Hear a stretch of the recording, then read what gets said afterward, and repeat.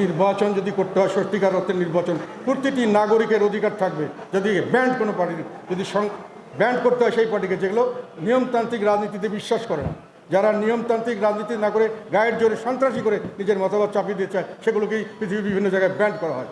যারা জনগণের মতামতের ভিত্তিতে নিয়মতান্ত্রিক রাজনীতিতে আসে তাদেরকে কোনোখানে ব্যান্ড করা হয় না। তাদেরকে যদি নির্বাচনে অংশগ্রহণ করতে না দেওয়া হয়, যেটা আমি একটু বললাম, তাহলে 50 ভাগ লোককে বাদ দিয়ে হাসিনা সরকার ফেসিবাদ যাকে বলছেন সে যে কাজ করছে এখন সেই কাজই হবে। আওয়ামী লীগকে বাদ দিলে এবং জাতীয় পার্টিকে বাদ দিলে অর্ধেক লোক নিয়ে নির্বাচন হবে। সেই নির্বাচন কোনো সময় অবাধ সুষ্ঠু নিরপেক্ষ নির্বাচন করা বলা যাবে না।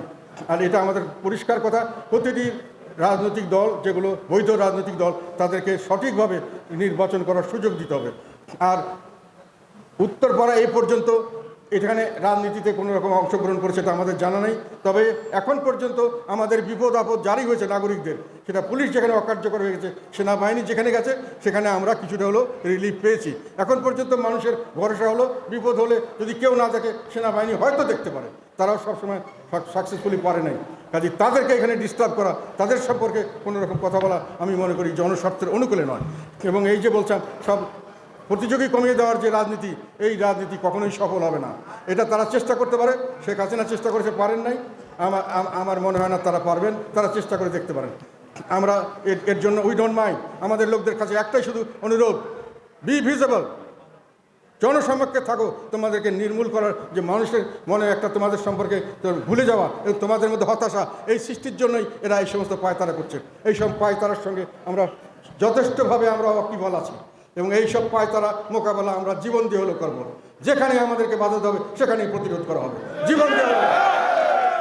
শুধু একটা কথা শেষে বলে যাই, যেটার জন্য আমাকে ঢাকার থেকে একজন আজকে বলছে যে উনি কতটুকু রিলায়েবল জানি না, যে আপনি ঢাকায় গেলে আপনাকে অ্যারেস্ট করা হবে।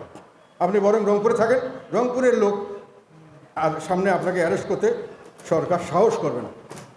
এটাতে আমি আমার অন্তর থেকে এই জিনিসটাকে আমি অত্যন্ত সুন্দরভাবে গ্রহণ করেছি। আমি অ্যারেস্ট হওয়ার জন্য ভয় করি না। এবং আমার কাছে এটাই ভালো লেগেছে, রংপুরের লোক সবসময় সত্যের পথে থাকে। ওরা গতানুগতিক ধারায় মানে গড্ডালিকা প্রভাবে গা ভাসিয়ে দেয় না, সত্যের পথে দাঁড়ায়। সেটা তারা দেখেছে এরশাদ সাহেবের সময় আন্দোলন, যখন 91-এর পরে যখন এরশাদ সাহেবকে নিয়ে আন্দোলন করা, রংপুরের লোক সারা দেশ একদিকে, রংপুরের লোক আরেকদিকে গিয়ে এরশাদ সাহেবকে রক্ষা করেছে। একই সঙ্গে আমি এটাও বলতে চাই, আমাদের এই রংপুর এইসব এলাকার মানুষের একটা ইতিহাস আছে, যেটা নুরুল দিনের ইতিহাস। সেখানে একজন কৃষক, তাকে যখন ইংরেজরা সবাইকে ঘুষ দিয়ে হোক যেভাবে হোক তাদেরকে ম্যানেজ করে দালালি করতেছিল সবাই, তখন রংপুরের এই নুরুল দিন এই তার লোকজন নিয়ে রুখে দাঁড়িয়েছিল, এই শুধু বাঁশের লাঠি নিয়ে এই বন্দুক ইংরেজদের গুলি এবং কামানের বিপক্ষে। তারা বলছিল, তো এই কথাটা এখনো ইতিহাস আছে যে কি, জাগো বাহে কণ্ঠে সবাই। সেই রংপুরের লোক আবার উঠবে। এবার রংপুরের থেকে এই আন্দোলন আমি চাই, জাগো বাহে কণ্ঠে সবাই।